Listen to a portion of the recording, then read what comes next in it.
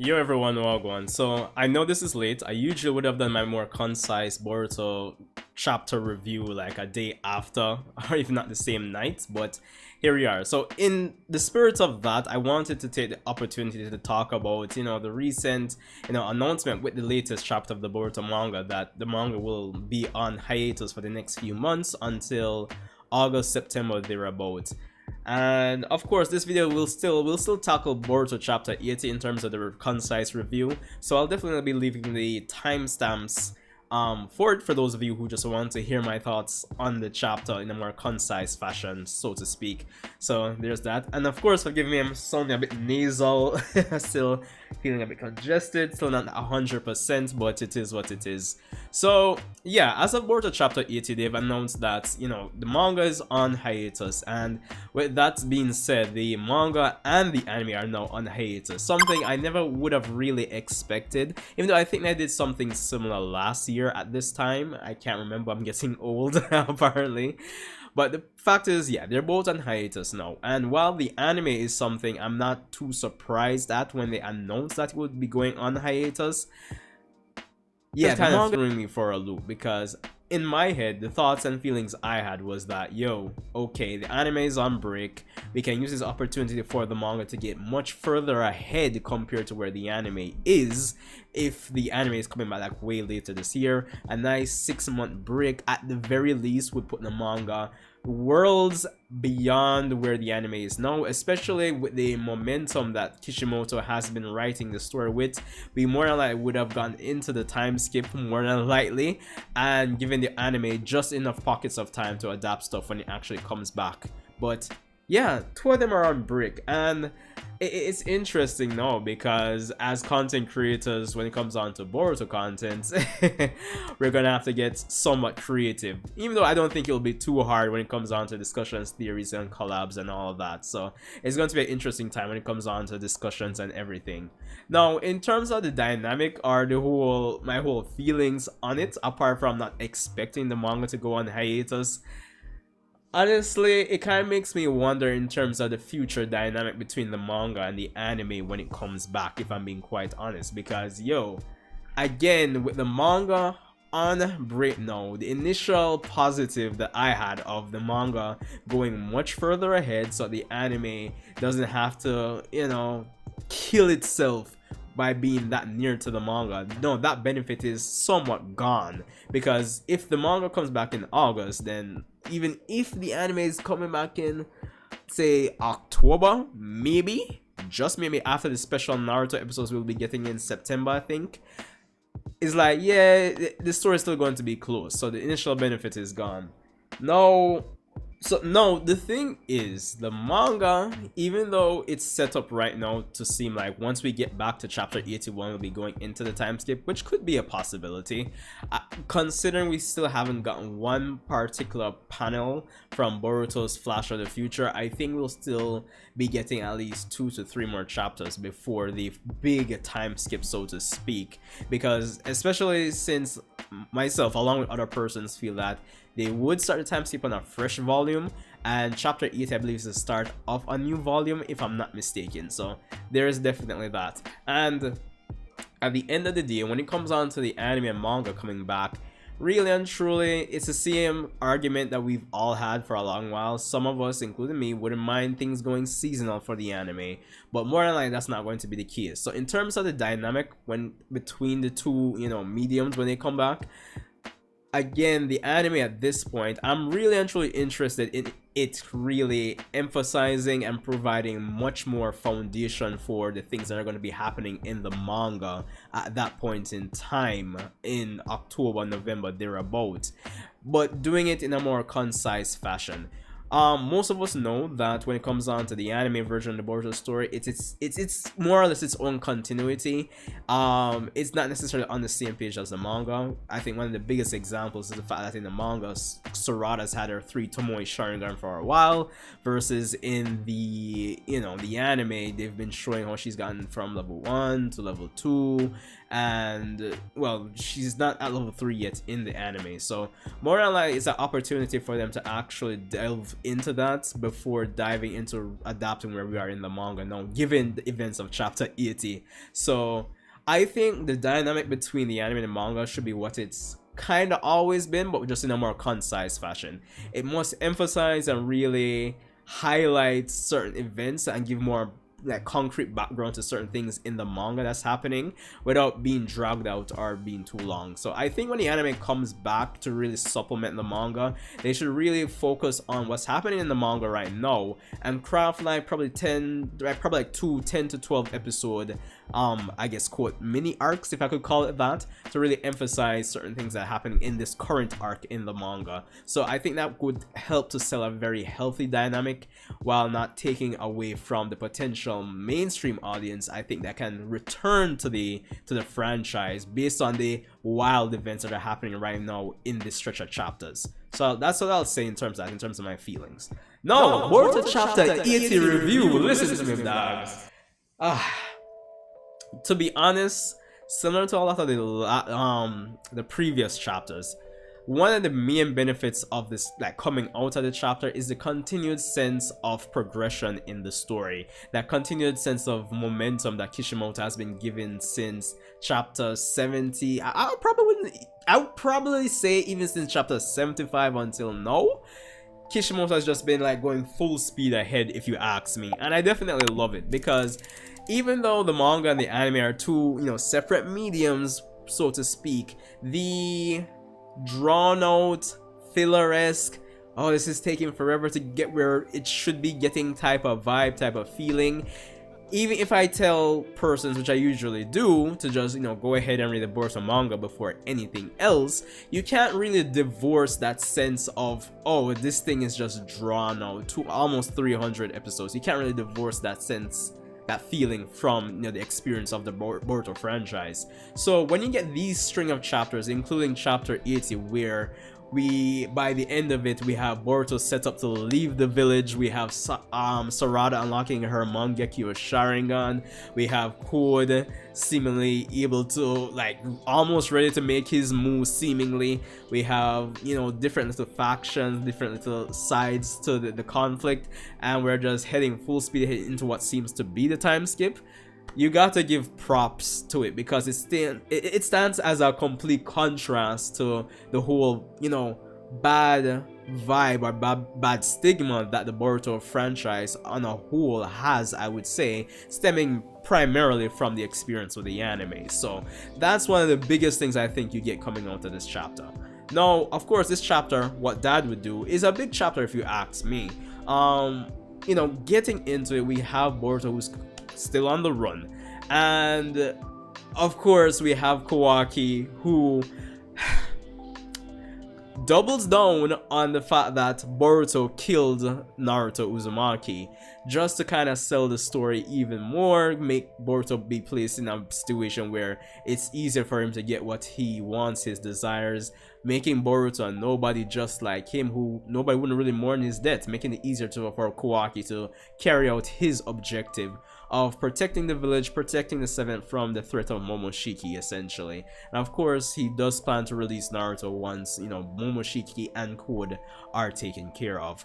But one thing I definitely love about this chapter as well is the nuance when it comes on to, as I was saying it in the reaction to the chapter, the nuance when it comes on to Ada's character, because Kishimoto, or in general, it would have been easy to just make, Ada a character that just blindly follows Kawaki since she's in love with him, quote unquote.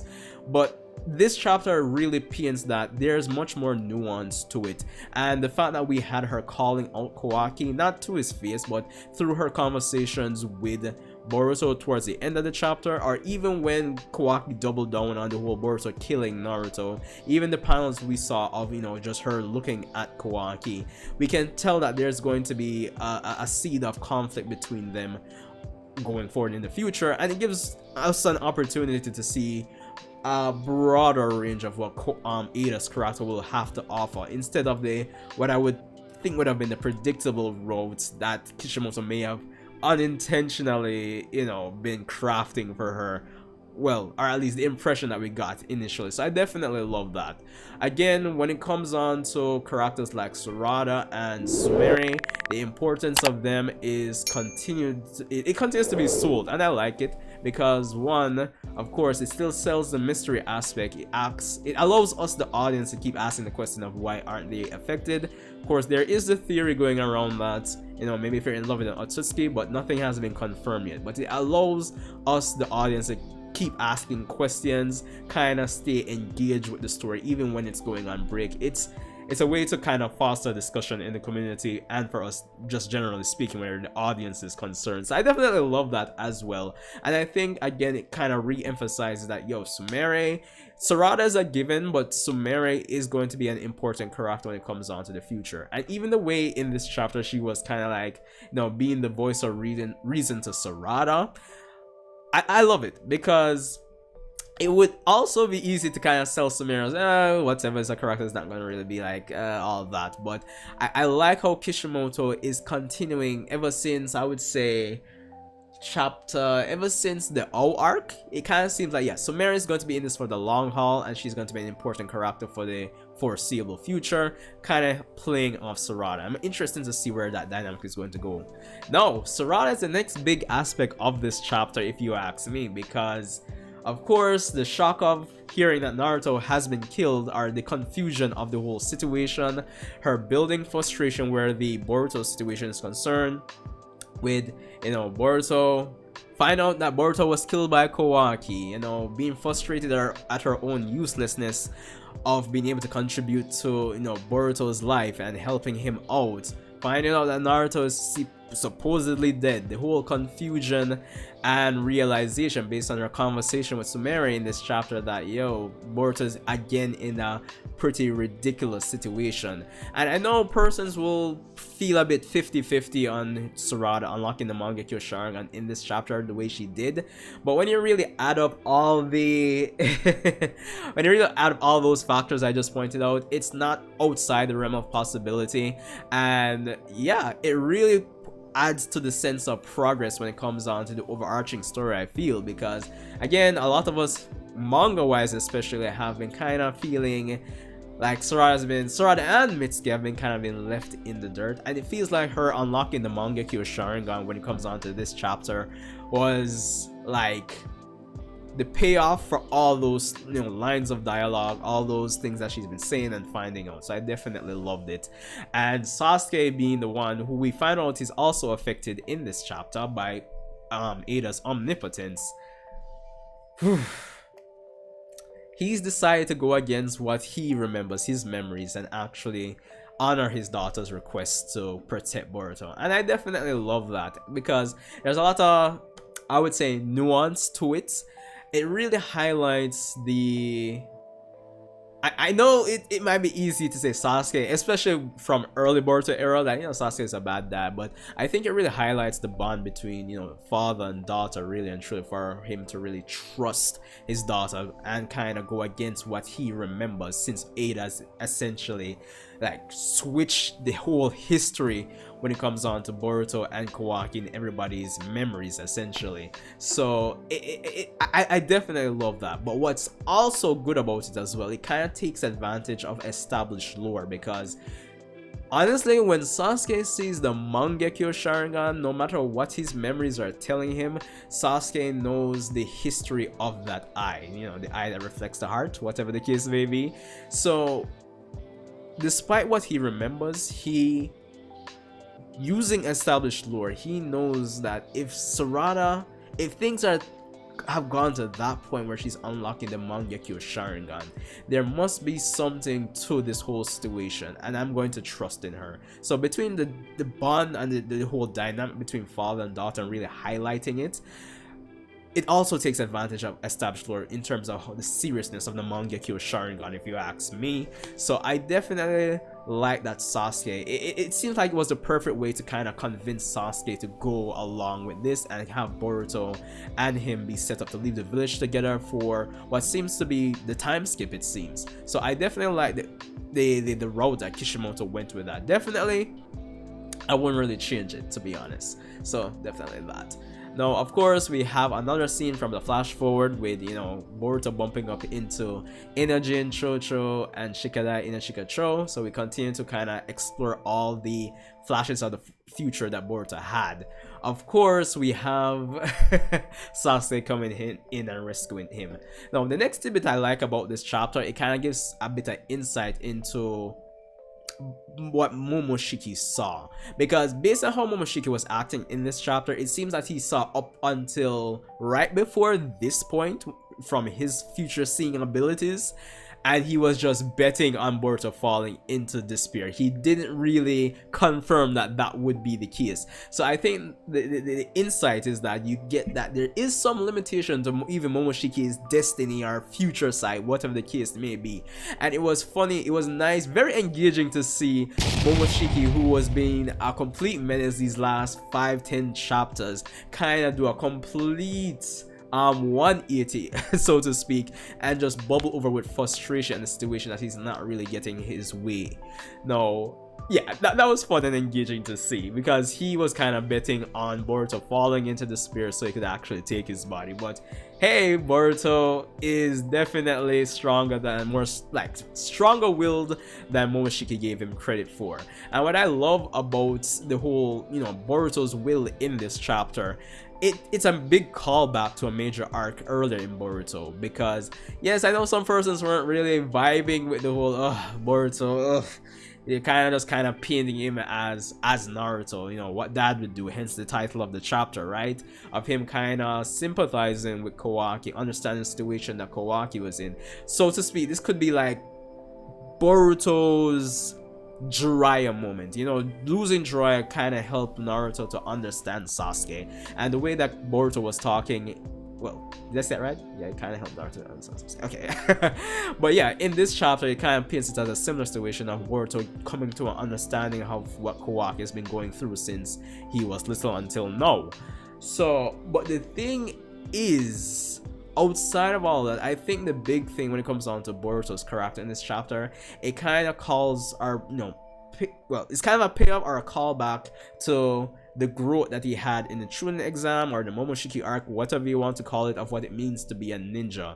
And not only that, the promise of that arc of Boruto and Naruto actually learning more about each other, even though it's not really shown on screen to the degree that was hinted at in the conversation they had in the Momoshiki arc of, you know, Boruto wanted to learn more about Naruto's past, etc, etc, even though I guess that was kind of subtly done through the father-son Rasengan of the memories pouring into Boruto, I guess. But it shows that that bonding between Naruto and Boruto did happen over the course of time from that arc until now, hence why Boruto is so confident in, you know, I'm going to do what dad did. The same situation between Naruto and Sasuke, I'm going to make this a quarrel between siblings essentially and just sort it out. It doesn't have to go to that level. So I definitely love that, because it's a callback to, you know, that arc definitely mattered in Boruto's growth and where he sees himself right now. He calls out and acknowledges his heritage, being, you know, Minato being his grandfather, Naruto his dad, Hinata his mom, etc, etc, and that he's a will of fire, you know, shinobi. So, you know, the lessons in that arc of what it means to be a shinobi are, as Sasuke would put it, no matter what the era, the essence of a shinobi, you know, continues essentially. I'm paraphrasing there. So to me, it just makes it seem like, yo, the Chunin exam or the Momoshiki arc, all the conflict and character growth or development that Boruto had in that arc, it mattered, and it's really contributing to what's happening now. Because if that didn't happen, probably Boruto would have actually given into the dark desires and just, you know, locked himself in one corner and just gave in to Momoshiki. So I definitely love that.